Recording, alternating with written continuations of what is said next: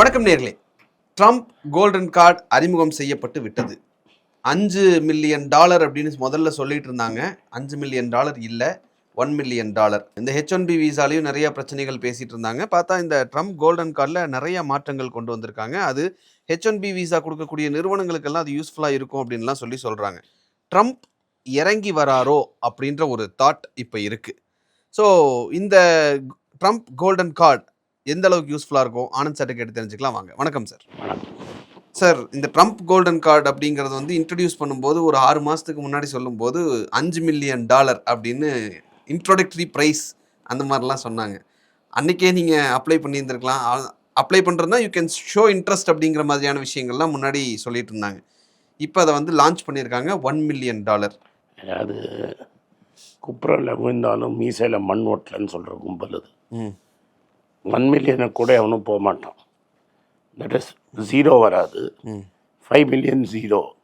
இது clear.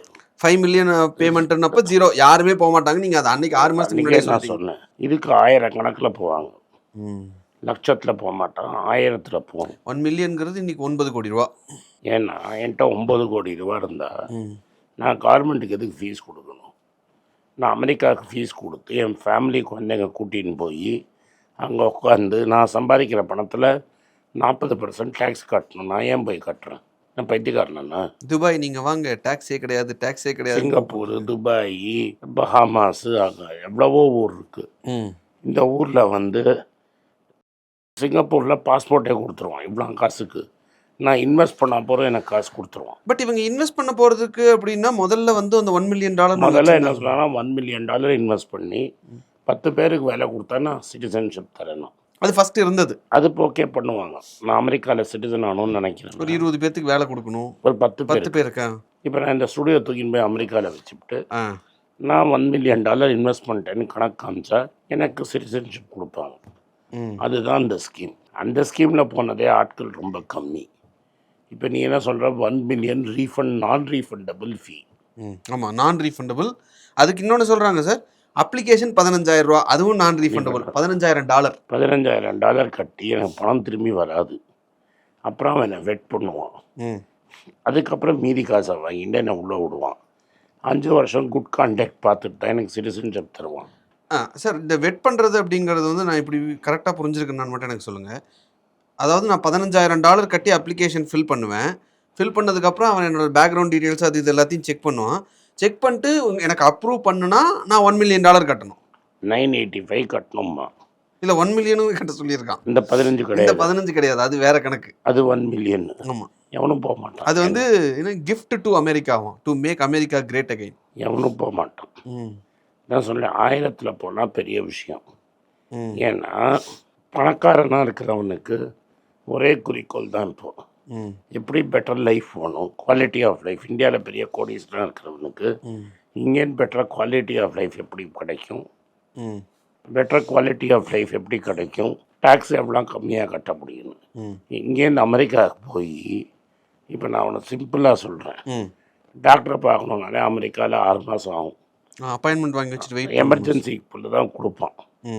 So ஒரு டாக்டரை பார்க்கணுன்னா 3 மாதம் ஆகும் நார்மல் மிடில் கிளாஸுக்கு. இங்கே நான் டாக்டர், நான் அது மாதிரி 10 கோடி இருக்குன்னா நான் ஃபோன் பண்ணால் டாக்டரை வீட்டுக்கு வருவார். ஸோ இது மாதிரி ஒரு சொசைட்டியை விட்டுட்டு எவனும் போய் அமெரிக்காவில் உட்காந்துக்கவே மாட்டான்.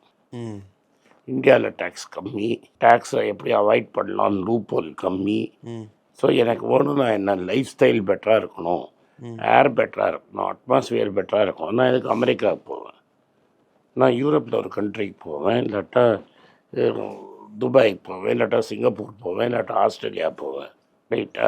இந்த ஊருக்கெல்லாம் போகிறவங்க யார் நீங்கள் பார்த்தீங்கன்னா, எஸ்பெஷலி இந்த அமெரிக்கா, இங்கிலாண்டு, ஆஸ்திரேலியா, இங்கே இருக்கிற மிடில் கிளாஸ் ப்ரொஃபஷனல்ஸ் போவாங்க. ஓகே. இப்போ வந்து என் கிளாஸ்மேட்ஸ் 20 பேர் போனாங்க. இவங்கெல்லாம் எப்படின்னா, இங்கே வந்து ஒரு நல்ல குடும்பத்தில் பிறந்து படித்து இந்தியாவில் 91 ஆப்பர்ச்சுனிட்டி இல்லைன்னு போனவங்க. ஓகே. அங்கே போய் எம்எஸ் பண்ணி பிஹெச்டி பண்ணி நாங்கள் பெருசாக கைட்டுறேன்னு போனோம். இப்போ நாங்கள் என் லைஃப் கிளாஸ் முடிய போகிறது, ரிட்டையர்மெண்ட் ஏஜுக்கு வந்துட்டோம் நாங்கள் எல்லோரும். இன்னொரு 1.5 வருஷத்தில் இங்கே இந்தியாவில் இருந்தவங்க fairly more successful then the place who went there. Okay okay. ஏன்னா இங்கே ஒரு பெரிய ரியல் எஸ்டேட் பூம் வந்துருச்சு. நாங்கள் எல்லோரும் மைனாப்பூர் ராயப்பேட்டா சேர்ந்த பசங்க. ஓகே. ஸோ ஒரு பெரிய ரியல் எஸ்டேட் பூம்.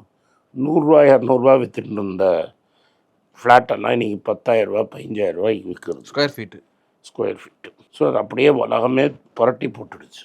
சும்மா வீடு வாங்கினவெல்லாம் கோடீஸ்வரனா இருப்பாங்க. அமெரிக்காவில் அப்படிலாம் கிடையாது. ரெண்டாவது விஷயம், நான் எப்போதும் சொல்கிற மாதிரி இங்கே கம்ஃபர்டபுளாக ஒரு டிரைவர், வேலைக்காரன், வீட்டில் வேலை செய்கிற அம்மா, குக் பண்ணுறதுக்கு ஒரு வாட்ச்மேன் எல்லாமே வச்சுக்கலாம். இன்றைக்கி கூட ஒரு 2-3 லட்ச ரூபா சம்பாதிச்சிங்கன்னா இதெல்லாம் வச்சுக்கலாம். இதெல்லாம் விட்டுட்டு 9 கோடி ரூபா விட்டு நாங்கள் போவேன்னா நான் தான், எனக்கு தான் தலையில் ஏதோ ப்ராப்ளம். 9 கோடி ரூபா இருந்ததுன்னா எனக்கு வட்டியே ஒரு வருஷத்துக்கு 80-90 லட்ச ரூபா ஆகும் சேஃபாக. 80 லட்ச ரூபா வந்ததுன்னா எனக்கு மாதத்துக்கு எவ்வளோ காசு வச்சு? Right sir. 7 லட்ச ரூபா இருக்கிறவன் இன்றைக்கி மெட்ராஸில் எங்கே இருப்பான்னு நினைக்கிறேன்? நீ மாதம் 7 லட்ச ரூபா பர்பச்சுவா பணம் வர போகிறவன் எங்கே இருப்பான்? அமெரிக்காவுக்கு டூர் போயிட்டு வருவான். அதான். ஸோ நீ ராங். இல்லாட்டா நான் பெருசாக டெக்கி பண்ணுறவனாக இருக்கணும். டெக்கி பண்ணுறவன் எதுக்கு அமெரிக்காவுக்கு போவோம்? ஃபண்டிங் இல்லைன்னா தான் அமெரிக்காவுக்கு போவோம். ஃபண்டிங் எனக்கு ஏன் கிடைக்க போகிறதுனா, என்கிட்டே 10 கோடி காசு இருக்குன்னா என்கிட்ட சுற்றி இருக்கிறவனா காசு இருக்கும். என்ன தேடி ஃபண்டிங் வரும். நான் எதுக்கு அமெரிக்காவுக்கு போவேன்? சார், இப்போது இவ்வளோ இது சொல்கிறீங்கல்ல, அப்போ எதுக்காக இதை கொண்டு வந்திருக்காங்க, யார் போவாங்க அப்படின்றது நீங்கள் சொல்லுங்கள், அதை நான் தெரிஞ்சுக்கிறேன். பட் ட்ரம்ப் அதுக்குள்ளே ஒரு டக்கு வச்சுருக்காரோன்னு எனக்கு தோணுது. யாரை தூண்டி விடுறாருங்கிற மாதிரி ஒரு வார்த்தை சொல்லியிருக்காரு. அதையும் நான் உங்கள்கிட்ட கேள்வியாக கேட்குறேன். பட் இதில் யார் போவாங்கன்னு நீங்கள் நினைக்கிறீங்க? இப்போ யார் போவாங்க? பணம் ரொம்ப இருந்து ரிட்டையர் ஆகி பிஸ்னஸ் எல்லாம் விற்றுட்டு அங்கே போய் உட்காந்துக்கணும். இப்போ ஒருத்தர் போனோட சொல்கிறேன், கியூபிட்டோட பழைய ஓனர் அங்கே உட்காந்துட்ருக்காரு. ஓகே. அது மாதிரி இருக்கிறவங்க போவாங்க. $5 மில்லியன் கொடுத்து போயிட்டாரோ? அவர் முன்னாடியே போயிட்டார். ஓகே. அவனுக்குலாம் 5 மில்லியன் ஒன்றுமே இல்லை. அது மாதிரி ஆட்கள் தான் போவான். ரிட்டையர்மெண்ட்டில் போய் அங்கே உட்காந்துருப்பான். இப்போ நம்மளோட நடிகர் நெப்போலியன் போயிருக்காரு. அது மாதிரி ஆட்கள் இவரும் 1 மில்லியன் கொடுத்து போகல, அவர் முன்னாடி சாஃப்ட்வேர் கம்பெனி மூலமாக போயிட்டார். இது மாதிரி அவருக்கு என்னென்னா, ஒரு பையனுக்கு அங்கே பெட்டர் பேச தமிழ்லாம் பார்த்தா அவரோட இதயம் இங்கே தான் இருக்குது, அவரோட ஹார்ட் இங்கே தான் இருக்குது. பையனுக்கு பெட்டர் வாழ்க்கைக்காக அங்கே போயிட்டார். நான் உங்களுக்கு சொல்கிறது புரியுது. அது மாதிரி இப்போ அந்த மாதிரி ஒரு ஸ்பெஷல் கண்டிஷன் பையன் இருந்து அங்கே தான் வாழ்க்கையை நினச்சிட்டு போகிறவங்க தான் போவாங்க. ஒரு 20 வயசு 18 வயசு இருக்கிற ஒரு பையனை கன்வின்ஸ் பண்ணுறதுங்கிறது ரொம்ப கஷ்டம். ஒன்று புரியுது. மிட்டாய் காட்டுற மாதிரி அவர் இது காட்டுறாரோன்னு எனக்கு தோணும். நான் ஒன்று கட்டமே.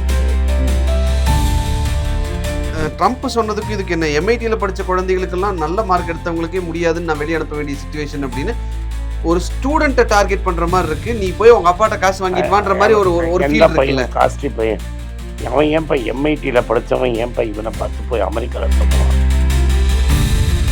கார்பரேட்ஸுக்கு $2 மில்லியன் நீங்கள் கொடுத்தீங்கன்னா உங்களுக்கு கார்பரேட் கோல்டன் கார்டு அப்படின்னு கொடுப்போம் அப்படின்னு சொல்கிறாங்க. கார்பரேட் கோல்டன் கார்டுக்கும் ஒரு ஆள் தான் உள்ள விடுவேன். அந்த ஆள் 5 வருஷம் கழிச்சு சிட்டிசன்ஷிப் வாங்கிட்டு எனக்கு இப்படி காமிச்சிட்டாங்க.